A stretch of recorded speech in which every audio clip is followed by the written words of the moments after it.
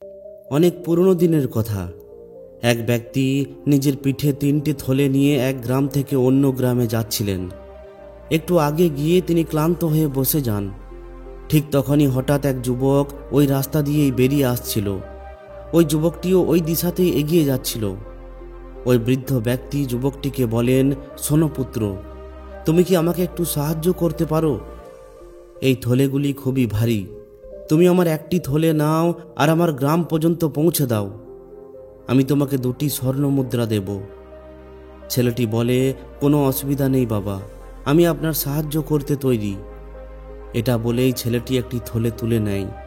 থলেটি সত্যি সত্যি খুবই ভারী ছিল। এরপর দুজনেই রাস্তার মধ্যে চলতে শুরু করে।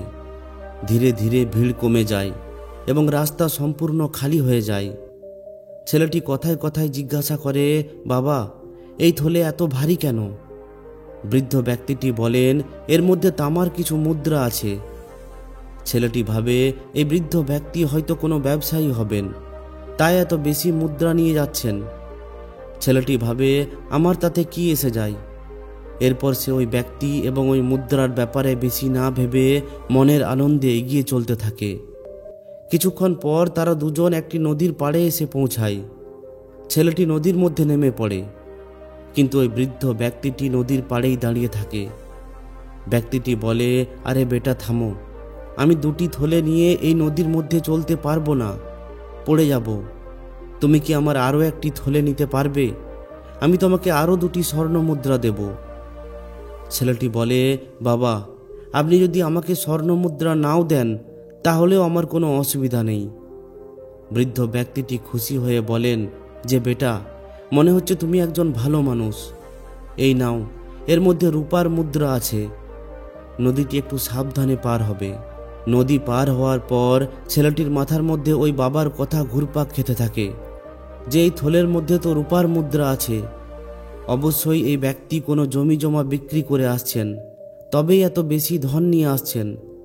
একটু এগিয়ে গিয়ে ওই রাস্তা সম্পূর্ণ ফাঁকা হয়ে যায়। ঠিক তখনই ওই ছেলেটির মনের মধ্যে একটি বিচার আসে। সে ভাবে যে এটা সম্পূর্ণ ফাঁকা একটি জায়গা। যদি আমি এই মুদ্রাগুলিকে নিয়ে পালিয়ে যাই তাহলে আমাকে কেউ ধরতে পারবে না। এই মুদ্রাগুলিকে নিয়ে আমি একটি দোকান কিনে নেব। এইভাবে ওই ছেলেটি নিজের বিচারের মধ্যে হারিয়ে যায়। কিছুক্ষণ পর ছেলেটি নিজে নিজেই একটু আশ্চর্য হয়ে পড়ে যে এটা আমি কি ধরনের বিচার ভাবছি। কোনো বৃদ্ধ ব্যক্তির সুযোগের ফায়দা নেওয়া খারাপ, আমাকে এই ধরনের বিচার ভাবা উচিত নয়। কিন্তু ছেলেটি বেশিক্ষণ পর্যন্ত নিজের মনকে নিয়ন্ত্রণ করতে পারে না। সে 2টি থলে নিয়ে ওই বাবার পিছনে পিছনে চলতে থাকে। অনেক সময় ধরে চলার পর সামনে একটি পাহাড় আসে। এরপর ওই ব্যক্তিটি বলেন, হে পুত্র, আমার 3য় থলেটিও তুমি নিয়ে নাও।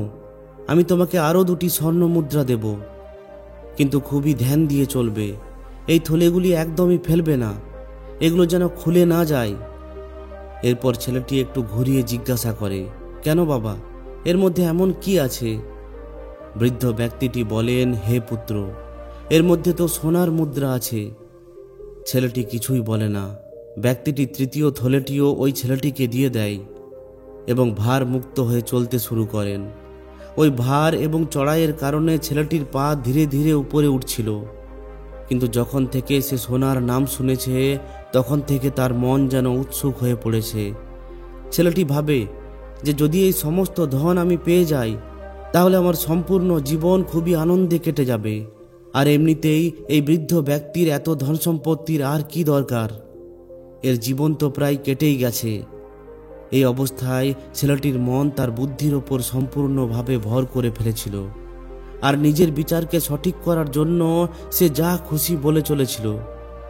ছেলেটি মনে মনে বলে যে হয়তো এই বৃদ্ধ ব্যক্তিটি কোনো একজন চোর, কোনো ব্যবসায়ী হলে এইভাবে পায়ে হেঁটে কেন চলতো? আর চোরের থেকে চুরি করাটা কোনো খারাপ কিছু নয়। এটা ভাবতে ভাবতে ছেলেটি খুবই জোরে জোরে চলতে থাকে। ওই ব্যক্তিটি একটু পিছিয়ে রয়ে যায়। ঠিক তখনই ছেলেটি ভাবে যদি একটু সামনে গিয়ে আমি এই 3টি থলেই নিয়ে পালিয়ে যাই তাহলে আমার দারিদ্রতা শেষ হয়ে যাবে আর এই চোর ব্যক্তিটি আমাকে কখনোই ধরতে পারবে না। এটা ভাবতে ভাবতেই হঠাৎ করে ওই ছেলেটি দৌড়াতে শুরু করে দেয়। যেন মনে হচ্ছিল তার শরীর নিজে নিজেই ছুটে চলেছে। অনেক সময় ধরে দৌড়ানোর পর ছেলেটি সবার থেকে এড়িয়ে নিজের ঘরে পৌঁছায়। বাড়িতে পৌঁছে একটি নির্জন স্থানে ছেলেটি হাঁপতে হাঁপতে ওই 3টি থলেকে খুলতে শুরু করে। কিন্তু এটা কি? 3টে থলের মধ্যেই লোহার মরচে ধরা নকল মুদ্রায় ভর্তি ছিল। এটা দেখে ছেলেটি অবাক হয়ে যায় আর ভাবতে থাকে যে ওই বৃদ্ধ ব্যক্তিটি আমাকে মিথ্যা কেন বললেন। ঠিক তখনই সে ওই মুদ্রাগুলির মধ্যে একটি ছোট্ট চিঠি দেখতে পায়। ওই চিঠির মধ্যে লেখা ছিল যে এই সম্পূর্ণ নাটকটি একটি সৎ ব্যক্তির খোঁজে রচনা করা হয়েছে। ওই সৎ ব্যক্তিকে এই রাজ্যের কোষাধ্যক্ষ এবং অনেক বড় মাপের একটি পদে বসানো হবে। এটা দেখেই ওই ছেলেটি নিজের মাথায় হাত দিয়ে বসে যায়। সে এখন বুঝতে পারে যে যদি সে তার নিজের মনের বিচারের উপর নিয়ন্ত্রণ রাখত তাহলে আজ তার জীবন বদলে যেত। তথাগত গৌতম বুদ্ধ বলেন যে মনই সব কিছু। আপনি যেমনটা ভাবেন ঠিক তেমনটাই হয়ে ওঠে। এই জন্য আপনার সবথেকে বড় শত্রুও আপনার এতটা ক্ষতি করতে পারবে না যতটা আপনার অনিয়ন্ত্রিত মন ও বিচার আপনাকে আহত করতে পারে। মহাত্মা গৌতম বুদ্ধ বলেন, নিজের মধ্যে খুবই ধ্যান দিয়ে দেখো, আমাদের মধ্যে চলতে থাকা বিচারই শব্দে রূপান্তরিত হয়। এরপর ওই শব্দ কর্মরূপে বেরিয়ে আসে। এরপর বারবার করার ফলে কর্ম আচরণে পরিণত হয়। আর সময়ের সঙ্গে সঙ্গে এই আচরণ চরিত্রে রূপান্তরিত হয়ে পড়ে, আর চরিত্রই ভাগ্যে রূপান্তরিত হয়। এই জন্য বিচারের প্রতি সতর্ক থাকা খুবই গুরুত্বপূর্ণ। দ্বিতীয় কথা হলো, দুর্বলতা সবসময় ছোট বিচার থেকে উৎপন্ন হয়। যদি এই বীজকে এখানেই নষ্ট করে দেওয়া না হয় তাহলে এই ছোট্ট বিচার খুব তাড়াতাড়ি অনেক বড় রূপ নিয়ে বুদ্ধিকেও ঢেকে ফেলে। এইভাবেই যেমন এই কাহিনীর মধ্যে হয়েছে, লোভ লালসার বিচার এই ছেলেটির বুদ্ধিকে ঠিক এবং ভুল বোঝার কোনো সুযোগই দেয়নি। সোজাসুজি ওই ছেলেটির শরীর প্রতিক্রিয়া দিতে শুরু করে দেয়। এই জন্য প্রথমবারেই খারাপ বিচারকে গোড়া থেকে উপড়ে ফেলা উচিত। কিন্তু কিভাবে? বিচারকে নিয়ন্ত্রণ করার জন্য মহাত্মা গৌতম বুদ্ধ দুটি ব্যাপারে অনেক বেশি জোর দিয়েছেন। প্রথম, সঠিক উদ্দেশ্য বিকশিত করুন। অনেক সময় আমাদের মুখ থেকে অনেক খারাপ কথা বেরিয়ে যায়, এরপর অনেক সময় পর্যন্ত আমাদের দুঃখ হয়।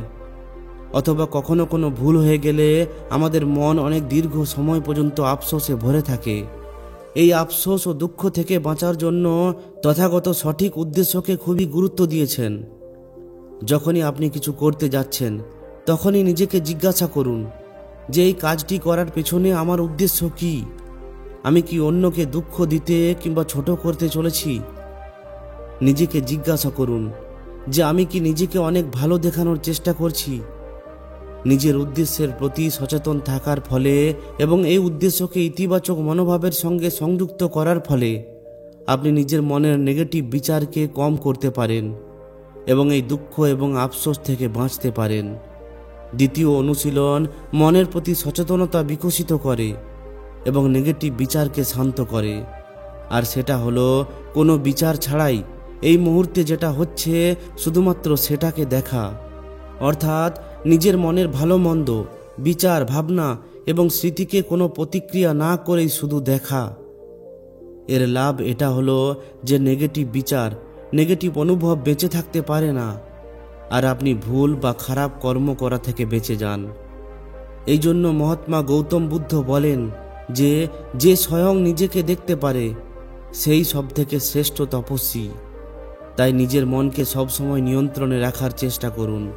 আপনার সামনে যতই দামি দামি জিনিস থাকুক না কেন, নিজের লোভ লালসাকে নিয়ন্ত্রণ করতে শিখুন এবং একটি সৎ চরিত্র গড়ে তুলুন।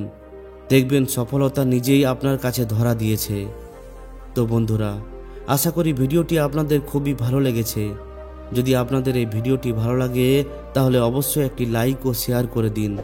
আর যদি এই ধরনেরই আরও শিক্ষামূলক ভিডিও পেতে চান তাহলে আমাদের এই চ্যানেলটিকে অবশ্যই সাবস্ক্রাইব করে নিন। ধন্যবাদ।